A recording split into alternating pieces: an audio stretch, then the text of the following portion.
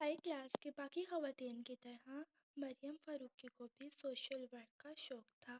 हाँ, मगर ये बात तो थी कि तरजीहात की लिस्ट में उनके बच्चे सबसे पहले आते थे। किसी वर्कशॉप और कॉन्फ्रेंस को उन्होंने कभी भी बच्चों से ज़्यादा अहमियत नहीं दी। उस दिन भी क्लब के मेंबर्स की जॉइंट मीटिंग थी, मगर वो मुआज़रत करके उठ गई। उनके पहुंचने तक कसर फ़ारूकी में अच्छा खासा हंगामा बर्पा हो चुका था। लाउंज चेयर्स के साथ रखे टेबल से गुब्बारों का एक गुच्छा बड़े एहतमाम से बंधा हुआ था और शोख रंग के हर गुब्बारे पर हैप्पी बर्थडे लिखा नज़र आ रहा था। राहदारी में भी ऐसे गुब्बारे हर जगह बंधे थे। वो हर तरफ का जायज़ा लेती सिटिंग रूम में पहुंची, जहां रखा भारी फर्नीचर न जाने किस तरह घुसकाकर मनपसंद कोनों में घुसाया गया। जिसके बाद वो खाली पड़े कालीन पे लकड़ी की ऊंची पुश्त वाली कुर्सी एक छोटे से टेबल के साथ बिल्कुल दरमियान में रखी थी, जिसके सामने और दाएं बाएं कुशन पड़े थे हुए थे और बहुत से गुब्बारे इजाफी आराइश के तौर पर यहाँ भी सजाए गए थे।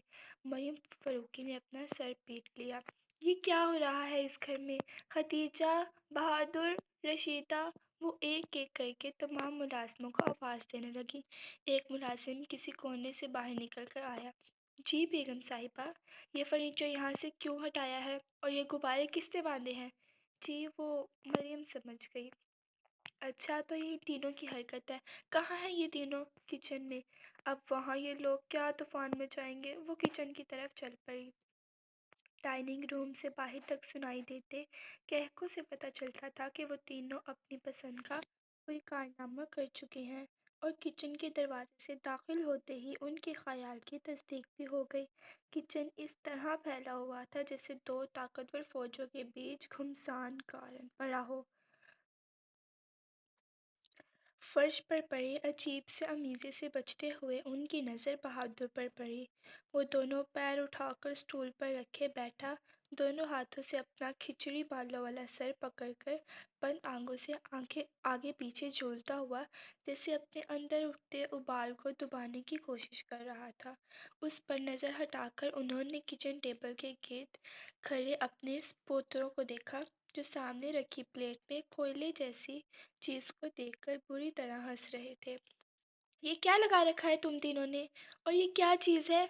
ना चाहते भी वो झिड़क कर बोली, साथ ही प्लेट में रखे अजूबे के बारे में सवाल किया।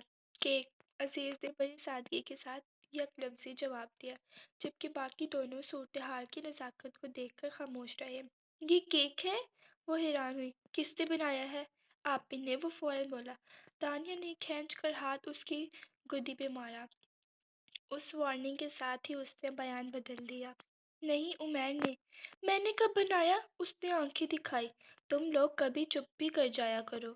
और तुम, वो तान्या की तरफ मुड़ी, हद करती हो तान्या, बड़ी हो, बजाय इसके कि भाइयों को टोको। साथ मिल गई। हम तो बस दादा जान के लिए बर्थडे केक बना रहे थे, इसने कमज़ोरी सी आवाज़ में सफाई दी। उमैर ने उसके जुमले को अचक कर कहा, वो अलग बात है कि ओवन से कोयला बरामदा हुआ है। और वो तीनों की कर हंसने लगे। वो कुछ नरम होकर बोली, केक मैं बेक कर देती हूँ, मगर एक शर्त पर। क्या? तीनों हम आवाज़ होकर बोले। जितनी देर में मैं फ्रेश होकर आती हूँ, तुम तीनों किचन साफ करोगे और बहादुर सिर्फ निगरानी करेगा। उठो बहादुर, और देखा उनमें से कोई भागने ना पाए। वो जा चुकी तो बहादुर सीना चौड़ा करके स्टूल से उठ खड़ा हुआ। चलिए उमैर साहिब, आप फर्श साफ करें, और तानिया बीबी, आप अजीज साहिब के साथ मिलकर बर्तन धोएं। इतना मारूंगी ना, याद रखोगे। तानिया ने धमकाने के अंदाज में उठाया तो बेचारा बहादुर वहीं दुबक गया। उमैर ने डस्टर उठाया और जाकर बहादुर के हाथों में दे दिया। चलिए बहादुर साहिब, फर्श साफ करिए, फिर आपको बर्तन भी धोने हैं। मरियम वापस आई तो बहादुर रगड़ रगड़ कर फर्श साफ कर रहा था। उन्होंने तीनों को घूरा, जो खुद भी गड़बड़ा गए थे। क्या कहा था मैंने? हम तो फर्श साफ कर रहे थे, बहादुर खुद ही। Shut up! उन्होंने तान्या को बीच में ही चुप करा दिया। फिर बहादुर को एक तरफ स्टूल पर बैठने को कहा और इन दोनों से पूरा किचन साफ करवाया। उनको काम करता देखकर बहादुर दांत निकाल रहा था और तीनों उसको दांत देखकर आंखें मगर मम्मा की मौजूदगी की वजह से उसे कुछ कह नहीं सके। वो जब केक पैक कर चुकी तो तीनों को लेकर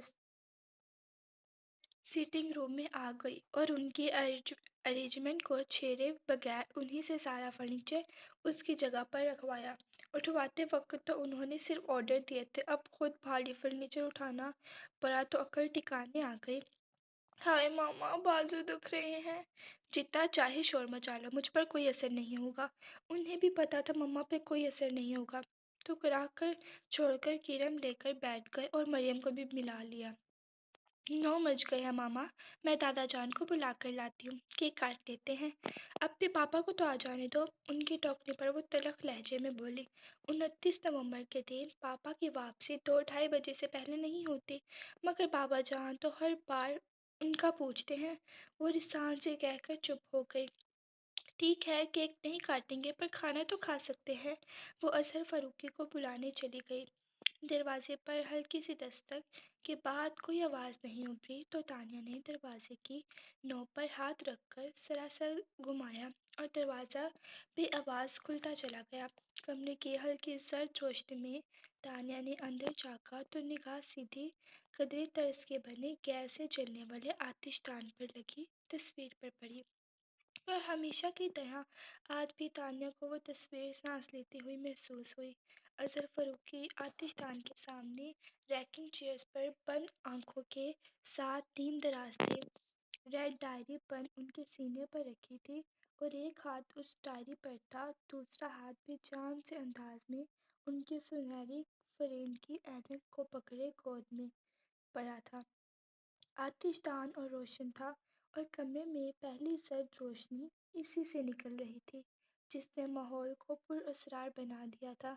तान्या ने आहिस्तगी से दरवाज़ा बंद किया और दुबे कदमों चलती उनके सामने कारपेट पर बैठ गई। उन्हें आवाज़ देते हुए वो हिचकिचा रही थी कि कहीं वो सो न रहे हों। फिर कुछ सोचकर उसने अपना हाथ उनके घुटने पर रख दिया। अजहर फरूकी बहुत ज़ोर से चूके, ये अंदाज़े तो किसी के पहचान था। उन्होंने तड़प कर अपनी आंखें खोल दी, मगर उन्हें दिखाई नहीं दिया। तानिया ने उन्हें आंखें खोलता देखकर कुछ कहा था, मगर उन्हें कुछ सुनाई नहीं दिया। उनकी आंखें किसी और ही मंज़र में उलझ गई थी। उनके कान उस आवाज़ को सुन रहे थे जिसे एक बार और सुनने की ख्वाहिश बरसों से उनके दिल में थी। तानिया के एक गैर इरादी अमल ने उन्हें बहुत पीछे धकेल दिया। Happy birthday to you, happy birthday to you, happy birthday to you dear बाबा। आतिशदान के सामने रॉकिंग चेयर पर नीम दराज अजहर फारूकी ने उसकी गुनगुनाती आवाज़ भी सुनी थी और उसका अपने कदमों में बैठना भी महसूस किया था। लेकिन फिर भी वो आंखें बंद किए उस पल का इंतज़ार करते रहे जब वो उनकी सारी थकन समेट लेते। और फिर उसने बहुत आहिस्ता से उनके घुटने पर हाथ रख दिया। अजहर फारूकी ने धीरे से आंखें खोलकर आसमानी रंग के कपड़ों में मलबूस इस आसमान के परी को देखा, जिसके चेहरे के गिर्द बिखरे लंबे सुनहरी माइल घने बाल रात और चंद का अक्स लग रहे थे। वो धीरे से मुस्कुरा दिए, वो खिलखिला कर हंस पड़ी। हैप्पी बर्थडे बाबा जान। थैंक यू बेटा, वो बोलने और शिकायत करने लगे। तारीख बदलने में बस चंद ही मिनट बाकी रहे हैं, अब जाकर बाबा को विश करने का ख्याल आया है। सॉरी बाबा जान, मगर मुझे याद था, बस आधे भाई का इंतज़ार कर रही थी कि वो आ जाए तो केक साथ में ही बैठ कर खाएंगे काटेंगे। बोलते हुए जरा सा तपाई की तरफ घुस गई और केक पर लगी कैंडल को जलाने के लिए माचिस उठा ली। अजहर फरूकी ने सवाल किया, नूरुल हुदा अभी तक नहीं आया? नहीं। तो फिर उसे आ जाने दो। माचिस जलाते हुए उसके हाथ वहीं रुक गए। बाबा जान, 12 तो बस बजने ही वाले हैं और सालगिरह तो अपनी तारीख पर ही अच्छी लगती है, मगर इंतज़ार कर लेने में कोई हर्ज नहीं। अपनी बात कहकर वो उठे और खिड़की के साथ रखी स्टडी टेबल पर तरतीब से रखी किताबों में से एक किताब उठाकर उसके वो रुक कर पलटते लगे और चुप सी हो गई। फिर उसने उंगलियों में दबी माचिस की तीली को जलाया और जब रक्स करते नन्हे से शोले का अक्स उसकी आंखों में चमकने लगा तो फूंक मारकर माचिस बुझाते वो उठ गई और साथ ही तो पाई पर से केक की प्लेट भी उठा ली। اپنی نظریں انداز کیے جانے پر اس چہرے پہ جھلکتی تکلیف جسے آج وہ اپنے دل میں محسوس کر رہے تھے، اس دن انہوں نے دیکھی بھی نہیں تھی۔ وہ دروازے تک بھی نہ پہنچتی تھی کہ ہارن کی تیز آواز سنائی دی۔ ہادی بھائی آ گئے کہہ کر اس نے پلیٹ واپس رکھی اور باہر کی طرف دوڑ گئی۔ بھاگتے ہوئے لاؤنج سے گزر کر وہ ٹیرس فلور کی طرف بڑھی۔ ٹھیک اسی وقت نور اور ہدا دروازہ کھول کر اندر آنے لگے اور سامنے سے آتی لڑکی سے ٹکرا گئے۔ اس سے پہلے کہ وہ انہیں ساتھ لے کر دوسری طرف جا گرتی، خود کو سنبھالتے ہوئے نور اور ہدا نے بھی سنبھال لیا۔ ارے بھائی آرام سے، گر جاؤ گی، اسے خود سے الگ کرتے ہوئے وہ بولے۔ بائی دا وے، اگر تمہارا ارادہ لپ سنک میں حصہ لینے کا ہے تب بھی دوڑ کر گریس جانے کی کیا ضرورت ہے؟ وہ لاؤنج کی سیڑھیوں کی طرف بڑھ گئے۔ وہ پیچھے سے بولی، ہادی بھائی کہاں جا رہے ہیں؟ اپنے کمرے میں۔ جی نہیں، پاس آ کر ان کا بازو تھامتے ہوئے وہ بولی، آپ میرے ساتھ چل رہے ہیں؟ تمہارا اس وقت آؤٹنگ کا پروگرام ہے؟ وہ گھبرا کر بولے، حالانکہ وہ تھک چکے تھے اور فوراً سونا چاہتے تھے، پھر بھی ان کے لہجے میں اکتاہٹ کے بجائے وہی نرمی تھی جو اس لڑکی کے لیے مخصوص تھی۔ نہیں بھائی، بابا جان کے پاس چلنے کو کہہ رہی ہوں، وہ کب سے آپ کا انتظار کر رہے ہیں۔ بابا جان ابھی تک جاگ رہے ہیں، وہ چونک کر بولے، اس کا مطلب آج تو دیر سے آنے پر ڈانٹ پڑے گی، اور پڑھنی بھی چاہیے، مگر اس وقت بابا جان آپ کی کلاس لینے کے لیے نہیں بلکہ اپنا برتھ ڈے سیلیبریٹ کرنے کے لیے آپ کا انتظار کر رہے ہیں۔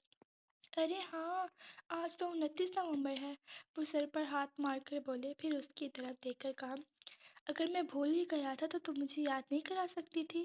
ایکسکیوز می، وہ پورا منہ بنا کر کہنے لگی، آپ تو ہر سال بھول جاتے ہیں، ہمیشہ مجھے ہی یاد کرانا پڑتا ہے، ورنہ خود سے تو آپ کو اپنا برتھ ڈے بھی یاد نہ رہے۔ اوکے اوکے، وہ جلدی سے بولے، یہ جھگڑا بعد میں دیکھیں گے، ابھی ابا جان کے پاس چلو۔ پھر اس کے کندھے پر بازو پھیلا کر ساتھ لیے وہ بابا جان کے کمرے میں آ گئے۔ آئیے برخوردار، کب سے آپ کا انتظار ہے؟ بابا جان انہیں دیکھتے ہی بولے، ہیپی برتھ ڈے۔ نور الہدا ان سے بغل گیر ہوئے۔ سوری بابا جان، اس بار بھی بھول گیا۔ ان سے الگ ہوتے اسے کن اکھیوں سے دیکھ کر وہ اسے چرانے کے لیے بولے۔ اس نے منہ پھیلا کر رخ پھیر لیا۔ چلیے بیٹھیے۔ انہیں صوفے پر بٹھاتے ان کی نظر کیک پر پڑی تو پلٹ کر کیک کی پلیٹ اور ماچس اٹھا کر صوفے پر آ بیٹھے۔ پلیٹ ٹیبل پر رکھ کر کینڈل جلائی اور کیک کاٹنے کی چھری اٹھا کر بابا جان کو پکڑائی، پھر اسے دیکھ کر بولے، وہاں کیوں کھڑے ہو، ادھر آؤ۔ اور وہ آ کر بابا جان کی دوسری طرف بیٹھ گئی۔ دادا جان کیک کاٹ لیں۔ کیا؟ بابا جان بچے کیک کاٹنے کو کہہ رہے ہیں۔ اب کے ذرا دھیان سے انہوں نے اپنے آس پاس دیکھا، تانیہ ہاتھ میں چھری لیے منتظر سی ان کے ساتھ بیٹھی تھی، جبکہ مریم دوسری طرف تھی۔ عمیر اور عزیز سامنے بیٹھے تھے۔ سب کی طرف دیکھ کر پوچھا، نور الہدا نہیں آیا؟ نہیں، اور اب تو 12 بجنے والے ہیں دادا جان، کیک کاٹ لیجیے۔ ہاں، اور سالگرہ تو اپنی تاریخ پر ہی اچھی لگتی ہے۔ تانیہ کی بات پر برسوں پہلے کسی کا کہا جملہ شائستہ اندازی میں ان کے لب سے ادا ہوا تھا، یاد ماضی عذاب ہے یا رب، چھین لے مجھ سے حافظہ میرا۔ اتوار کا دن تھا۔ فائزہ کچھ دیر پہلے جاگی تھی اور ابھی ناشتے سے فارغ ہی ہوئی تھی کہ اسے ملازمہ نے تانیہ کی آمد کے بارے میں بتایا۔ وہ فوراً ہی ڈائننگ روم میں چلی آئی۔ مجھے شایان کے گھر لے چلو۔ سلام دعا کے بعد جو پہلی بات تانیہ نے کی تھی وہ یہی تھی۔ وہ ہڑبڑا گئی، پھر سنبھل کر بولی، تم بیٹھو، چائے آتی ہوگی، پھر بات کرتے ہیں۔ فائزہ، مجھے شایان سے ملنا ہے، ابھی اور اسی وقت۔ فائزہ نے گہرا سانس چھینتے ہوئے اسے اپنے ساتھ بٹھا لیا۔ اسے ٹینس ہوتے دیکھ کر تانیہ نے پوچھا، کیا بات ہے؟ شانیہ کراچی میں نہیں ہے؟ وہ پھر بولی، اس کی پوسٹنگ ہو چکی ہے اور 3 دن پہلے وہ اپنا اچار سنبھالنے سکھر جا چکا ہے۔ تانیہ کے لیے اطلاع اس قدر غیر متوقع تھی کہ وہ کافی دیر تک کچھ بول ہی نہ سکی۔ بہت دیر کی خاموشی کے بعد اس نے بے یقینی سے کہا، وہ مجھ سے ملے بغیر چلا گیا؟ پھر اس نے شاکر نظروں سے فائزہ کو دیکھا، اور تم نے مجھے انجان رکھا؟ مجھے ایسا کرنا پڑا، وہ جلدی سے صفائی دیتے ہوئے بولی۔ جواتی انگیجمنٹ کے دوسرے ہی دن اس کی پوسٹنگ کے آرڈرز آ گئے تھے، مگر شایان نے مجھے منع کر دیا کہ تمہیں نہ بتاؤں۔ پھر جب میں نے اسے کہا کہ تم سے تم اس سے بات کرنا چاہتی ہو؟ تو اس نے کہا کہ تم سے بات نہیں کر سکتا، پتہ نہیں کیوں، مگر مجھے وہ کافی اپسیٹ لگ رہا تھا۔ وہ چپ ہوئی تو تانیہ نے کہا، بات نہیں کر سکتا مگر کیوں؟ ایسا تو کچھ بھی نہیں ہوا کہ وہ مجھ سے بات بھی نہ کرے۔ تم نے اس سے پوچھا نہیں وہ ایسا کیوں کر رہا ہے؟ تانیہ اب بھی حیران تھی۔ فائزہ نے اس کی طرف دیکھا ہی نہیں، سر جھکا کر بولی، پوچھا تھا لیکن اس نے کچھ بتایا ہی نہیں، تو میں نے سوچا شاید تم دونوں میں انبن ہو گئی ہوگی۔ ہمارے بیچ تو کچھ بھی نہیں ہوا، تانیہ نے فوراً تردید کی۔ امپاسبل، فائزہ نے ماننے سے انکار کر دیا۔ کچھ تو بات ہوگی، بنا کسی بات کے وہ تعلق کیوں ختم کرے گا؟ اس نے تم سے کچھ تو کہا ہوگا۔ یقین کرو فائزہ، کوئی بات ہوئی ہی نہیں۔ وہ پریشان سی ہو کر چپ ہو گئی، پھر جیسے یاد آنے پر بولی، لیکن انگیجمنٹ والے دن وہ مجھ سے کچھ کہنا چاہتا تھا۔ کیا؟ فائزہ کو تجسس ہوا۔ پتہ نہیں، تانیہ نے یہ بات چھپا لی کہ اس کے خیال میں شایان اسے اس دن پرپوز کرنے والا تھا۔ وہ کہنے ہی والا تھا کہ تم اور انکل وہاں آ گئے، پھر وہ کوئی بات کیے بغیر اچانک ہی چلا گیا۔ وہ رکی، پھر تلخ سی ہنس کے ساتھ بولی، وہ تو ہمیشہ ہی بغیر کچھ کہے چلا جاتا ہے۔ ملازمہ اسی وقت چائے کی ٹرے لے کر اندر ساتھ آئی تو دونوں چپ ہو گئی۔ اس کے جانے کے بعد فائزہ نے چائے کا کپ تانیہ کو دیتے ہوئے کہا، پر تانیہ تم شایان کی طرف سے پہل کا انتظار کیوں کرتے ہو؟ خود سے کیوں نہیں کہہ دیا؟ وہ کپ پکڑتی بے بسی سے بولی، کیسے کہہ دیتی، جبکہ میں یہ بھی نہیں جانتی کہ وہ مجھ سے محبت کرتا بھی ہے یا نہیں۔ تم تو اس سے محبت کرتی ہو نا، کیا یہ کافی نہیں؟ تانیہ نے کچھ کہے بغیر کپ ٹیبل پہ رکھا اور کھڑی ہو گئی۔ میں اب چلوں گی۔ فائزہ نے روکنا چاہا لیکن وہ رکی ہی نہیں۔ فائزہ اسے باہر تک چھوڑنے آئی۔ تانیہ کار کا دروازہ کھولنے کے لیے ہول میں چابی ڈال رہی تھی جب اس نے فائزہ کو کہتے سنا، ایک بات مانو گی تانیہ، اگر وہ نہیں کہتا تو تم کہہ دو، اور اگر نہیں کہہ سکتی تو اس انتظار کو ختم کر کے آگے بڑھ جاؤ۔ کب تک اس پل اصرار پر کھڑی رہو گی؟ تکلیف میں رہو گی، یا تو ہٹ جاؤ یا گزر جاؤ۔ ٹھہرنا مت، ٹھہرنے والے کارپور پر زخم بن جاتا ہے۔ وہ کار میں بیٹھی اور چلی گئی۔ تمہارے اندیشے چاہے کتنے ہی درست ہوتے شایان، مگر آ گئی کے بعد تمہیں جدائی بخشنے کا کوئی حق نہیں تھا، فائزہ نے سوچا۔ ایک ہاتھ میں فائلز اور دوسرے میں دوپٹہ پکڑے اس کی آمد کافی افراتفری میں ہوئی تھی۔ نورالہدیٰ نے اخبار نیچے کر کے اسے دیکھا۔ میں سوچ رہا ہوں دیر سے آنے والوں کی تنخواہ کاٹنا شروع کر دوں۔ مریم ان کی طرف دیکھ کر ہنسی۔ ایسا مت کرنا نورالہدیٰ، ورنہ تنخواہ کے نام پر تانیہ کے ہاتھ کچھ بھی نہیں آئے گا۔ Very funny. فائلز اور دوپٹہ ساتھ والی چیئرز پر رکھ کر ہاتھوں میں پکڑا کلپ لاپرواہی سے سلکی براؤن بالوں میں اٹکاتے ہوئے وہ برا مان کر بولی، ویسے پاپا ایک بات میں آپ کو بتا دوں، جس دن آپ نے میری تنخواہ کاٹی اگلے دن میں ریزائن کر دوں گی۔ دھمکی دے رہی ہو؟ وہ آنکھیں نکال کر بولے، آپ ہی تو دے رہے ہیں نا، آرام سے کہہ کر اس نے سلائس اٹھا لیا۔ اچھا آرام سے کھاؤ۔ اسے جلدی جلدی سلائس منہ میں ڈالتے دیکھ کر مریم نے ٹوکا۔ نورالہدیٰ نے اخبار پلٹ کر سائیڈ میں رکھ دیا۔ انہیں اخبار کو رکھتے دیکھ کر مریم نے چائے کا کپ سامنے رکھتے ہوئے گلاس میں جوس نکل کر انہیں تھاما۔ یا ناشتے کے بعد اخبار پڑھنا ان کا معمول تھا، پھر اخبار سے فارغ ہو کر جوس پیتے اور آفس کے لیے نکل جاتے۔ جتنی دیر میں انہوں نے جوس پیا، تانیہ ناشتہ نپٹا چکی تھی۔ اس نے نمکین سے ہاتھ صاف کر کے دوپٹہ گلے میں ڈالا۔ پاپا چلیے، تم بعد میں چلی جانا، ان سے پہلے مریم بول پڑی۔ پھر اس پر سے نگاہ ہٹا کر انہوں نے نورالہدیٰ کو دیکھا، میں تانیہ سے کچھ بات کرنا چاہتی ہوں۔ اوکے، انہوں نے کوئی اعتراض نہیں کیا۔ اچھا سنو، انہیں اڑتا دیکھ کر وہ بولی، آفس جانے سے پہلے بابا جان سے مل کر جانا، رات ان کی طبیعت کافی خراب تھی۔ ان کا موڈ ایک دم سے بدل گیا اور کھائی سے بولے، میں بزنس مین ہوں، ڈاکٹر نہیں۔ وہ چلے گئی تو تانیہ مریم کی طرف مڑی۔ سمجھ نہیں آتا مما، آخر بابا دادا جان کے ساتھ اتنا روڈ بیہیویئر کیوں کرتے ہیں؟ کیا آپ جانتی ہیں ان دونوں کے درمیان کیا ٹینشن ہے؟ آپ جانتی ہیں؟ میں کیسے جان سکتی ہوں؟ انہوں نے فوراً لا علمی کا اظہار کیا۔ میں ان دونوں کو ہمیشہ ایسا ہی دیکھا ہے، اب تو خیر عادت ہو چکی ہے، لیکن شادی کے ابتدائی سالوں میں بھی پریشان ہو جایا کرتی تھی۔ ایک دو دفعہ نورالہدیٰ سے پوچھا بھی تو کہنے لگے تمہارا وہم ہے، وہ شاید بتانا نہیں چاہتے۔ اس خیال سے میں نے کبھی زیادہ خریدا نہیں، اور اب تو مجھے بھی اپنا وہم ہی لگتا ہے۔ تم خود غور کرو، نورالہدیٰ کا ان کے ساتھ رویہ اپنی جگہ، مگر وہ کبھی بھی بابا جان کی طرف سے غافل نہیں ہوئے۔ مجھ سے ہمیشہ یہی کہا ہے کہ اب بھی بابا جان میرے بچوں کے دادا ہیں، اور ان کی اس حیثیت میں کبھی فرق نہیں آنا چاہیے۔ یوں بھی دونوں کے بیچ ناراضگی کی کوئی وجہ نظر ہی نہیں آتی۔ پھر اس کو پیار کرتے ہوئے بولی، ان باتوں کو اتنا سیریس مت لیا کرو۔ آپ مجھ سے بات کرنے والی تھی؟ ہاں آؤ، تمہارے روم میں چل کر بات کرتے ہیں۔ تانیہ اپنی فائلز اٹھا کر ان کے ساتھ اٹھ کھڑی ہوئی۔ اپنے کمرے سے بریف کیس اٹھا کر 2 اسٹیئرزیاں اترتے ہوئے وہ لاؤنج میں آئے تو بجائے آگے بڑھنے کے رک گئے۔ بابا جان کی خراب طبیعت کا سن کر وہ پریشان ہو گئے تھے۔ تفکر ان کے چہرے سے ابھی بھی نظر آ رہا تھا۔ کچھ پل ٹھہر کر وہ آہستہ آہستہ قدم اٹھاتے ان کے کمرے کے دروازے پر جا کے اور دستک کے لیے ہاتھ اٹھایا۔ پھر پتہ نہیں کیا ہوا، انہوں نے اٹھتے ہوئے ہاتھ کی مٹھی بنا کر کھینچ لیا۔ اچانک ہی ان کے چہرے سے بے بسی جھلکنے لگی، تو پھر وہ مڑے اور تیز قدموں سے باہر نکل گئے۔ تانیہ دونوں پیر اٹھائے بیڈ پر بیٹھی تھی، اور مریم اسے کچھ فاصلے پر گہری سوچ میں ڈوبی تھی۔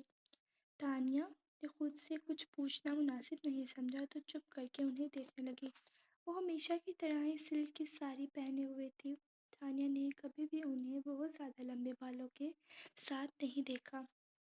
اس وقت بھی ان کے لہر دار بالوں میں اسٹیپ کٹنگ کمر کے خم سے کچھ اوپر ہی ختم ہو رہی تھی، جو کبھی سچ مچ ہی گہرے کالے رنگ کے ہوا کرتے تھے، مگر اب 48 برس کی عمر میں انہیں پابندی سے ڈائی کرانا پڑتا تھا۔ سوچتے سوچتے اب اس کی ذہنی روح نورالہدیٰ کی طرف مڑ چکی تھی۔ اس نے اپنی عمر کی کئی لڑکیوں کو ان کی پرسنالٹی کو سراہتے سنا تھا۔ کنپٹیوں سے ان کے بال سفید ہو چکے تھے، جنہیں انہوں نے کلر کرنے کی ضرورت محسوس نہیں کی۔ ان کے اٹھنے، بیٹھنے، چلنے پھرنے اور بولنے میں خود اعتمادی جھلکتی تھی۔ وہ متاثر کن شخصیت کے مالک تھے۔ ان دونوں کو ساتھ دیکھ کر تانیہ کے دماغ میں ایک ہی بات آتی تھی، میڈ فار ایچ ادر۔ ابھی بھی یہی سوچ کر اس کے ہونٹوں پر مسکراہٹ آ گئی تھی، جسے فوراً ہی دباتے ہوئے اس نے مریم سے کہا، مما مجھے ابھی آفس بھی جانا ہے۔ ہاں مجھے یاد ہے، وہ بول کر پھر رکی، کچھ سوچا، پھر آخر سے اسے مخاطب کر ہی لیا۔ تمہیں انصر کیسا لگتا ہے؟ جیسا ہے ویسا ہی لگتا ہے، اس نے محتاط انداز میں جواب دیا۔ یہی تو پوچھ رہی ہوں، کیسا ہے؟ وہ زور دے کر بولی۔ مجھے کیا معلوم، اس نے پہلو تہی کی۔ معلوم کیوں نہیں ہے؟ آخر تم دونوں بچپن کے دوست ہو۔ بچپن کی دوستی تو مما بچپن میں ہی ختم ہو گئی تھی، جب وہ پڑھنے کے لیے ابروڈ چلا گیا تھا۔ اب وہ میرا دوست نہیں ہے، صرف فاروقی گروپ آف انڈسٹریز کا وینڈر ہے، اور اگر وہ میرے لیے کچھ ہے بھی تو صرف تیمور انکل کا بیٹا، اس کے علاوہ وہ کچھ نہیں۔ اس بار وہ بولی تو اس کے لہجے میں کوئی گنجائش نہیں تھی۔ مریم نے سانس بھر کر کہہ ہی دیا، انصر نے تمہیں پرپوز کیا ہے؟ خود؟ وہ حیران ہوئی۔ مجھے تو عرسا نے ہی بات کی تھی، مگر ظاہر ہے بیٹے کی وجہ سے ہی کی ہوگی۔ وہ باقاعدہ طور پر رشتہ لے کر آنے کی اجازت مانگ رہی تھی۔ تمہارے پاپا کو بھی کوئی پرپوزل اچھا لگا ہے، اور دادا جان نے بھی اپروو کر دیا ہے، مگر ظاہر آخری فیصلہ تمہیں کو کرنا ہے، سوچ سمجھ کر جواب دینا۔ مما لیکن اس نے کچھ بولا چاہا، پر مریم نے بیچ میں ہی روک دیا۔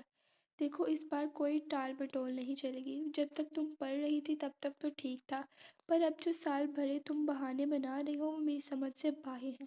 مجھے سمجھ نہیں آتا آخر تم شادی کے بارے میں کب سیریس ہوگی؟ مما پلیز اس ذکر کو ابھی رہنے دیں۔ اس نے کوشش کر کے بول ہی دیا، مگر انہوں نے جیسے سنا ہی نہیں۔ تمہیں کچھ اندازہ ہے تمہاری عمر کتنی ہو چکی ہے؟ ظاہر سی بات ہے یہ سوال اسے جواب مانگنے کے لیے نہیں کیا گیا تھا۔ 24 سال، وہ بولی، اور جب میں 24 سال کی تھی تو تم میری گود میں تھی۔ وہ رک کر اس کی فک شکل دیکھ کر بولی، میں نے پہلے بھی تم سے کہا ہے اور اب بھی کہہ رہی ہوں، اگر تمہاری اپنی کوئی چوائس ہے تو کھل کر کہہ دو، مجھے یا کسی بھی دوسرے شخص کو کوئی اعتراض نہیں ہوگا۔ اس کی آنکھوں میں ایک دم ہی شیان کا چہرہ ابھرا۔ تو اس نے سختی سے پلکیں بند کی، پھر کھول کر انہیں دیکھا۔ اور اگر تمہاری کوئی چوائس نہیں ہے تو بیٹا میں کہوں گی تمہارے لیے انصر سے بہتر اور کوئی نہیں ہو سکتا۔ تانیہ، یہ وقت جو اس پل تمہارے ہاتھ میں ہے بہت خوبصورت ہے، اسے نہ گنواؤ۔